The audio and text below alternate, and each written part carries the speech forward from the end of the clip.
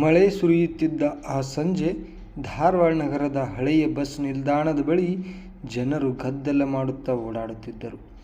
ರಸ್ತೆಯ ಮೇಲೆ ಬಿದ್ದ ಮಳೆಯ ಹನಿಗಳು ಹಳದಿ ಬೀದಿ ದೀಪಗಳ ಬೆಳಕಿನಲ್ಲಿ ಬೆಳ್ಳಿಯಂತೆ ಮಿನುಗುತ್ತಿದ್ದವು.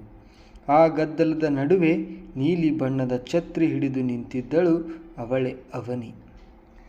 ಕಪ್ಪು ಕಣ್ಣಿನಲ್ಲಿ ಒಂದು ವಿಚಿತ್ರ ಶಾಂತಿ, ತುಟಿಗಳಲ್ಲಿ ಸಣ್ಣ ನಗು, ಆಕೆ ಕೈಯಲ್ಲಿ ಒಂದು ಪುಸ್ತಕ. ಮಳೆಯ ಹನಿಗಳಿಂದ ಅರ್ಧ ಒದ್ದೆಯಾಗಿತ್ತು. ಅದೇ ಸಮಯದಲ್ಲಿ ಎದುರಿನಿಂದ ಓಡುತ್ತಾ ಬಂದವನೊಬ್ಬ ಅಜಾಗರೂಕತೆಯಿಂದ ಅವಳಿಗೆ ಡಿಕ್ಕಿ ಹೊಡೆದ. ಆಮೇಲೆ ಸಾರಿ ಸಾರಿ ನೋಡಲಿಲ್ಲ ಎಂದು ಆತ ಉಸಿರು ಹಿಡಿದುಕೊಂಡು ಅವನ ಹೆಸರು ಆರವ್. ಅವನ ಕೈಯಲ್ಲಿದ್ದ ಕಡತಗಳು ನೆಲಕ್ಕೆ ಬಿದ್ದವು. ಅವನಿ ಮೌನವಾಗಿ ಕೆಳಗೆ ಬಾಗಿ ಅವನು ಎತ್ತಿಕೊಟ್ಟಳು. ಮಳೆಯ ಹನಿಗಳು ಇಬ್ಬರ ಬೆರಳುಗಳ ಮೇಲೂ ಒಂದೇ ಸಮಯದಲ್ಲಿ ಬಿದ್ದವು. ಆ ಕ್ಷಣವೇ ಇಬ್ಬರಿಗೂ ವಿಚಿತ್ರವಾಗಿ ಹೃದಯ ಬಡಿದಂತಾಯಿತು. ಥ್ಯಾಂಕ್ಸ್ ಎಂದ ಆರವ್. ಮಳೆಯಲ್ಲಿ ಓಡೋದು ಕಡಿಮೆ ಮಾಡಿದರೆ ಡಿಕ್ಕಿ ಹೊಡೆಯೋದು ಕೂಡ ಕಡಿಮೆಯಾಗುತ್ತೆ ಎಂದು ಅವನಿ ಸಣ್ಣ ನಗು ಮಾಡಿಸಿದಳು. ಆ ನಗು ಆರವ್ ಮನಸ್ಸಿನಲ್ಲಿ ಏನೋ ಮೂಡಿತು. ಅವಳು ಬಸ್ಸಿಗೆ ಹತ್ತಿದಳು. ಬಸ್ ನಿಧಾನವಾಗಿ ಮುಂದೆ ಸಾಗಿತು. ಆದರೆ ಕಿಟಕಿಯಿಂದ ಹೊರಗೆ ನೋಡುತ್ತಿದ್ದ ಅವಳ ಕಣ್ಣುಗಳು ಬಸ್ ನಿಲ್ಲುವವರೆಗೂ ಆರವ್ನನ್ನೇ ಹುಡುಕುತ್ತಿದ್ದವು. ಆ ದಿನದ ನಂತರ ಪ್ರತಿದಿನ ಸಂಜೆ ಆರವ್ ಆ ಬಸ್ ನಿಲ್ದಾಣಕ್ಕೆ ಹೋಗುತ್ತಿದ್ದ. ಅವಳನ್ನು ಮತ್ತೆ ನೋಡಬೇಕು ಅನ್ನೋ ಕಾರಣಕ್ಕಿಂತಲೂ ಯಾಕೋ ತನ್ನ ಹೃದಯ ಅಲ್ಲಿ ಉಳಿದಿದೆ ಅನಿಸುತ್ತಿತ್ತು. 3 ದಿನಗಳ ನಂತರ ಅವಳು ಮತ್ತೆ ಕಾಣಿಸಿಕೊಂಡಳು. ಈ ಬಾರಿ ಅವಳ ಕೈಯಲ್ಲಿ ಕಾಫಿ ಕಪ್ಪಿತ್ತು. ಮಳೆ ಇರಲಿಲ್ಲ, ಆದರೆ ಗಾಳಿಯಲ್ಲಿ ಇನ್ನೂ ಮಣ್ಣಿನ ಸುವಾಸನೆ ಉಳಿದಿತ್ತು. ಇವತ್ತು ಯಾರಿಗೂ ಡಿಕ್ಕಿ ಹೊಡೆಯಲಿಲ್ವಾ ಎಂದು ಅವನಿ ಕೇಳಿದಳು. ಆರವ್ ನಕ್ಕ. ಇಲ್ಲ, ಆದರೆ ಯಾರನ್ನೋ ಕಾಯ್ತಾ ಇದ್ದೆ. ಯಾರನ್ನ? ಹೆಸರು ಗೊತ್ತಿಲ್ಲದ ಹುಡುಗಿಯನ್ನು. ಅವಳ ಕಣ್ಣುಗಳಲ್ಲಿ ಕ್ಷಣಕಾಲ ಆಶ್ಚರ್ಯ ಮಿನುಗಿತು. ನಂತರ ಸಣ್ಣ ನಗು. ಅವನಿಗೆ ಅದೃಷ್ಟ ಒಳ್ಳೆಯದಿದೆ ಅನಿಸುತ್ತೆ. ಯಾಕೆ ಗೊತ್ತಾ? ಯಾಕೆಂದರೆ ಅವಳು ಬಂದಿದ್ದಾಳಲ್ಲ, ಅದಕ್ಕೆ. ಆ ಕ್ಷಣ ಇಬ್ಬರು ನಕ್ಕರು.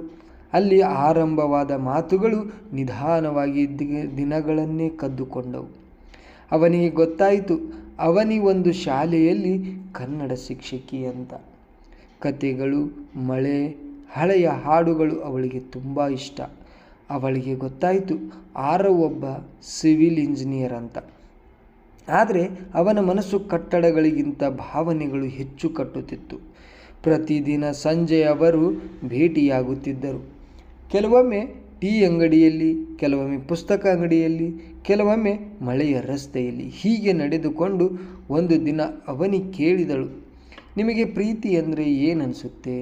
ಆಗ ಆರವ್ ಸ್ವಲ್ಪ ಯೋಚಿಸಿ ಹೇಳಿದ, ಯಾರನ್ನಾದರೂ ನೋಡೋದಕ್ಕಿಂತ ಅವರಿಲ್ಲದೆ ಬದುಕೋದು ಕಷ್ಟ ಅನ್ನಿಸುವುದು. ಚೆನ್ನಾಗಿದ್ದೀನಿ ನಿಮಗೆ. ಅವಳು ಆಕಾಶದ ಕಡೆ ನೋಡಿದಳು.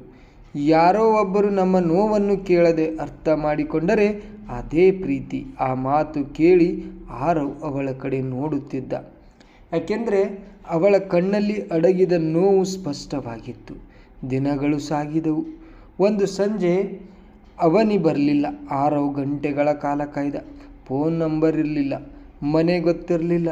ಅವನಿಗೆ ಆಗ ಅರಿವಾಯಿತು, ಒಬ್ಬರನ್ನು ಎಷ್ಟು ಹತ್ತಿರವಾಗಿ ಪ್ರೀತಿಸಿದರೂ ಅವರ ಬಗ್ಗೆ ಎಷ್ಟು ಕಡಿಮೆ ಗೊತ್ತಿರಬಹುದು ಅಂತ. 3 ದಿನಗಳ ನಂತರ ಅವಳು ಮತ್ತೆ ಬಂದಳು. ಆದರೆ ಈ ಬಾರಿ ಅವಳ ಮುಖದಲ್ಲಿ ನಗು ಇರಲಿಲ್ಲ. ಎಲ್ಲ ಒಳ್ಳೆಯದೇ ಎಂದು ಆರವ್ ಕೇಳಿದ. ಅವಳು ಕ್ಷಣಕಾಲ ಮೌನವಾಗಿದ್ದಳು. ನನ್ನ ಮದುವೆ ನಿಶ್ಚಯ ಆಗಿದೆ.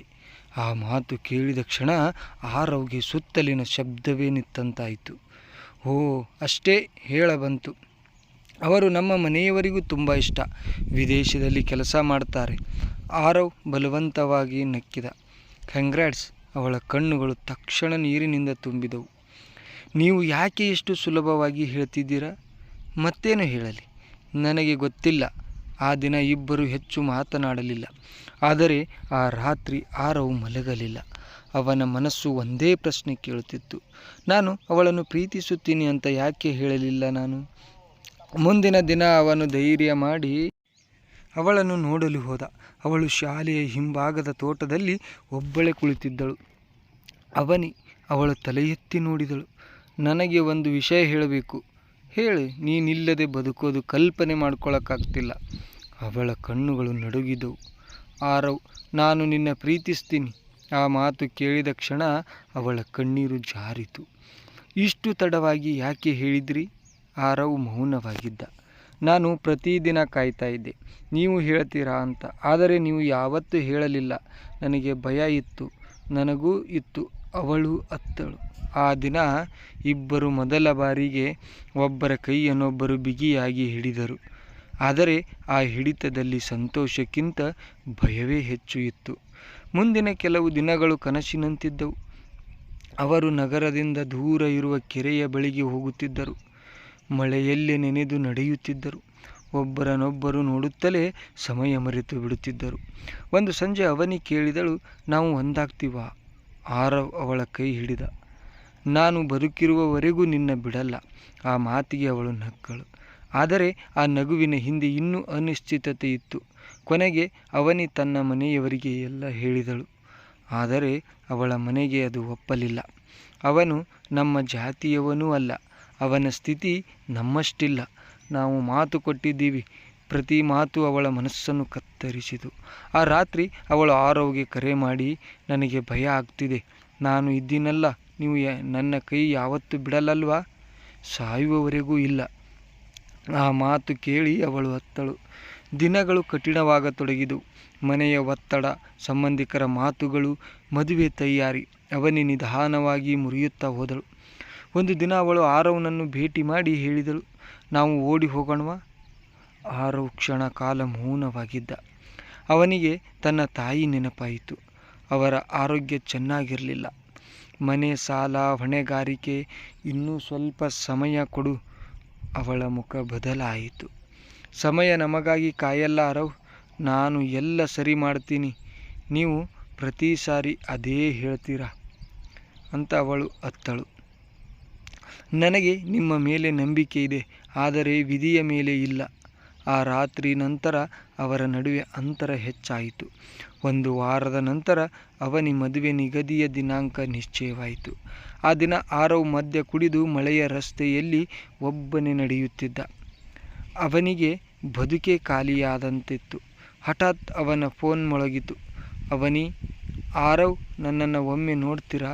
ಅವನು ತಕ್ಷಣ ಅವಳ ಮನೆ ಹತ್ತಿರದ ದೇವಸ್ಥಾನಕ್ಕೆ ಹೋದ. ಅವಳು ಅಲ್ಲಿ ನಿಂತಿದ್ದಳು. ಕಣ್ಣುಗಳು ಕೆಂಪಾಗಿದ್ದವು.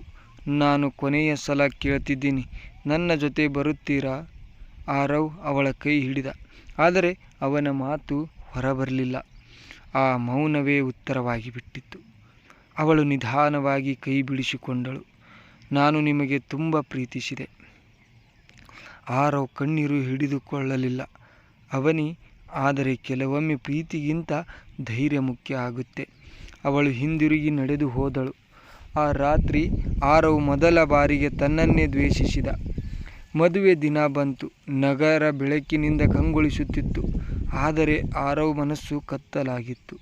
ಅವನು ದೂರದಿಂದ ಅವಳ ಮದುವೆ ಮಂಟಪ ನೋಡುತ್ತಿದ್ದ. ಅವಳು ಕೆಂಪು ಸೀರೆಯಲ್ಲಿ ದೇವತೆಯಂತೆ ಕಾಣುತ್ತಿದ್ದಳು. ಆದರೆ ಅವಳ ಕಣ್ಣುಗಳಲ್ಲಿ ನಗು ಇರಲಿಲ್ಲ. ಒಂದು ಕ್ಷಣ ಅವಳು ಜನರ ನಡುವೆ ಆರವ್ನನ್ನು ನೋಡಿದಳು. ಇಬ್ಬರ ಕಣ್ಣುಗಳು ಭೇಟಿಯಾದವು. ಸಾವಿರ ಮಾತುಗಳು ಆ ಮೌನದಲ್ಲಿ ಹಾದು ಹೋಗಿದ್ದವು. ನೀವು ನನ್ನನ್ನು ಉಳಿಸಬಹುದಿತ್ತು, ಕ್ಷಮಿಸು. ಅದೇ ಅವರ ಕೊನೆಯ ಭೇಟಿ. ವರ್ಷಗಳು ಕಳೆಯಿತು. ಆರವ್ ಕೆಲಸಕ್ಕಾಗಿ ಬೆಂಗಳೂರಿಗೆ ಬಂದ. ಜೀವನ ಮುಂದೆ ಸಾಗಿದಂತೆ ಕಾಣಿಸಿಕೊಂಡರೂ ಅವನಿ ನೆನಪು ಮಾತ್ರ ಅವನೊಳಗೆ ಜೀವಂತವಾಗಿ ಉಳಿದಿತ್ತು. ಒಂದು ದಿನ ಮಳೆಯ ಸಂಜೆ ಅವನು ಪುಸ್ತಕ ಅಂಗಡಿಗೆ ಹೋದ. ಅಲ್ಲಿ ಒಂದು ಪುಟ್ಟ ಹುಡುಗಿ ಪುಸ್ತಕ ಹಿಡಿದು ನಿಂತಿದ್ದಳು. ಅಂಕಲ್, ಅಂಕಲ್, ಈ ಪುಸ್ತಕ ಚೆನ್ನಾಗಿದೆಯಾ? ಆರವ್ ನಕ್ಕ. ಹೌದು ಮಗು. ಅಷ್ಟರಲ್ಲಿ ಹಿಂದೆಂದೊಂದು ಧ್ವನಿ ಕೇಳಿಸಿತು. ಅವನಿ, ಇಲ್ಲಿ ಬಾ. ಆ ಹೆಸರೇ ಅವನ ಹೃದಯ ನಿಲ್ಲಿಸಿತು. ಅವನು ಹಿಂದಿರುಗಿ ನೋಡಿದ. ಅವಳು ಅವನಿ. ಕಾಲ ಅವಳ ಮುಖದಲ್ಲಿ ಸ್ವಲ್ಪ ಬದಲಾವಣೆ ತಂದಿದ್ದರೂ ಅವಳ ಕಣ್ಣುಗಳು ಇನ್ನೂ ಅದೇ ಆಗಿದ್ದವು. ಇಬ್ಬರು ಕ್ಷಣ ಕಾಲ ಮೌನವಾಗಿ ನೋಡಿಕೊಂಡರು. ಹೇಗಿದ್ದೀರಾ ಎಂದು ಅವಳು ನಿಧಾನವಾಗಿ ಕೇಳಿದಳು. ಚೆನ್ನಾಗಿದ್ದೀನಿ. ನೀವು? ಬದುಕಿದ್ದೀನಿ. ಆ ಉತ್ತರ ಕೇಳಿ ಆರವ್ ಹೃದಯ ನೋವಾಯಿತು. ಆ ಪುಟ್ಟ ಹುಡುಗಿ ಅವಳ ಕೈ ಹಿಡಿದು ಕೇಳಿದಳು, ಅಮ್ಮ, ಇವರು ಯಾರು? ಅವನಿ ಸಣ್ಣ ನಗು ಬೀರಿ ಹೇಳಿದಳು. ಒಂದು ಅಪೂರ್ಣ ಕಥೆಯಮ್ಮ. ಆ ಮಾತು ಕೇಳಿದ ಕ್ಷಣ ಆರವ್ ಕಣ್ಣೀರು ತಡೆಯಲಿಲ್ಲ. ಅವರು ಹತ್ತಿರದ ಕಾಫಿ ಅಂಗಡಿಯಲ್ಲಿ ಕುಳಿತರು. ಮಳೆ ಮತ್ತೆ ಜೋರಾಗಿ ಸುರಿಯುತ್ತಿತ್ತು.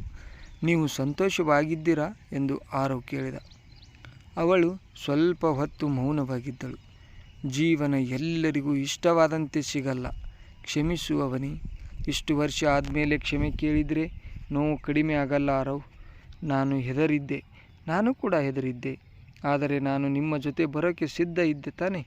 ಆರವ್ ತಲೆ ತಗ್ಗಿಸಿದ. ನಿಮಗೆ ಗೊತ್ತಾ, ಮದುವೆಯಾದ ಮೇಲೆ ಕೂಡ ನಾನು ಪ್ರತಿ ಮಳೆಯಲ್ಲೂ ನಿಮ್ಮನ್ನು ನೆನಪಿಸಿಕೊಳ್ತಿದ್ದೆ. ಆ ಮಾತು ಕೇಳಿ ಅವನ ಕಣ್ಣು ನೀರಾಯಿತು. ನಾನು ಇಬ್ಬರು ಮೌನವಾಗಿದ್ದರು. ಹೊರಗೆ ಮಳೆ ಹೆಚ್ಚಾಗುತ್ತಿತ್ತು. ಆಮೇಲೆ ಇಬ್ಬರು ಒಂದು ನಿರ್ಧಾರ ಮಾಡಿದೆವು. ಒಂದು ದಿನ ಇಬ್ಬರು ಒಂದು ಪಾರ್ಕಿಗೆ ಹೋಗಿ ಅಲ್ಲೇ ಮಾತನಾಡುತ್ತಾ ಇಬ್ಬರು ಮೈ ಮರೆತು ಒಂದಾಗಿ ಆ ಕೆಲಸ ಮಾಡಿಬಿಟ್ಟೆವು. ಇದರಿಂದ ಇಬ್ಬರು ಗಾಬರಿಯಾಗಿ ನಮ್ಮ ಕತೆ ಯಾಕೆ ಹೀಗಾಯಿತು ಎಂದು ಆರವ್ ಕೇಳಿದ. ಅವಳು ಸಣ್ಣ ನಗು ಬೀರಿ, ಕೆಲವು ಪ್ರೀತಿಗಳು ಒಂದಾಗೋದಕ್ಕೆ ಅಲ್ಲ, ಜೀವಮಾನ ಪೂರ್ತಿ ನೆನಪಾಗಿರೋದಕ್ಕೆ ಹುಟ್ಟುತ್ತವೆ. ಆ ಮಾತು ಅವರಿಬ್ಬರ ಹೃದಯ ಒಡೆಸಿತು. ಸಂಜೆ ಕತ್ತಲಾಗುತ್ತಿತ್ತು. ಅವನಿ ಎದ್ದಳು. ನಾನು ಹೋಗಬೇಕು. ಆರವ್ ಕೂಡ ಎದ್ದ. ಮತ್ತೆ ಸಿಗ್ತೀರಾ? ಅವಳು ಅವನ ಕಣ್ಣಲ್ಲಿ ನೋಡಿದಳು. ಕೆಲವರು ಜೀವನದಲ್ಲಿ ಒಂದೇ ಬಾರಿ ಬರ್ತಾರೆ ಆರವ್. ಮತ್ತೆ ಬಂದರೂ ಅವರು ಮೊದಲಿನವರಾಗಿರಲ್ಲ. ಅವಳು ಹೊರಟಳು. ಬಾಗಿಲಿನ ಬಳಿ ನಿಂತು ಮತ್ತೆ ಹಿಂದಿರುಗಿ ನೋಡಿದಳು. ಒಂದು ಮಾತು ಮಾತ್ರ ಸತ್ಯ. ಏನು? ನಾನು ನಿಮ್ಮನ್ನು ಇಂದಿಗೂ ಪ್ರೀತಿಸ್ತೀನಿ. ಆ ಮಾತು ಹೇಳಿ ಅವಳು ಮಳೆಯೊಳಗೆ ನಡೆದು ಹೋದಳು. ಆರವ್ ಅಲ್ಲೇ ನಿಂತೇ ಇದ್ದ. ಮಳೆಯ ಹನಿಗಳು ಗಾಜಿನ ಮೇಲೆ ಜಾರುತ್ತಿದ್ವು. ಅವನ ಕಣ್ಣುಗಳಲ್ಲಿ ಕಣ್ಣೀರು ತುಂಬಿತ್ತು. ಆದರೆ ಆ ಕಣ್ಣೀರಿನಲ್ಲೂ ಒಂದು ವಿಚಿತ್ರ ಶಾಂತಿ ಇತ್ತು. ಯಾಕೆಂದರೆ ಕೆಲವೊಮ್ಮೆ ಪ್ರೀತಿ ಅಂದರೆ ಜೊತೆಯಾಗೋದು ಅಲ್ಲ, ಒಬ್ಬರ ಹೃದಯದಲ್ಲಿ ಜೀವನ ಪೂರ್ತಿ ಉಳಿಯೋದು. ಸ್ನೇಹಿತರೆ, ಈ ಕತೆ ನಿಮಗೆ ಹೇಗೆ ಅನ್ನಿಸ್ತು ಅಂತ ದಯವಿಟ್ಟು ಕಾಮೆಂಟ್ ಬಾಕ್ಸಲ್ಲಿ ಕಾಮೆಂಟ್ ಮಾಡಿ ತಿಳಿಸಿ. ಹಾಗೆ ನಿಮಗೆ ಯಾವ ರೀತಿ ಕತೆ ಬೇಕಂತ ಕೂಡ ನಿಮ್ಮ ಅಭಿಪ್ರಾಯವನ್ನು ತಿಳಿಸಿ. ಮತ್ತೆ ಮುಂದಿನ ವಿಡಿಯೋದಲ್ಲಿ ಸಿಗೋಣ.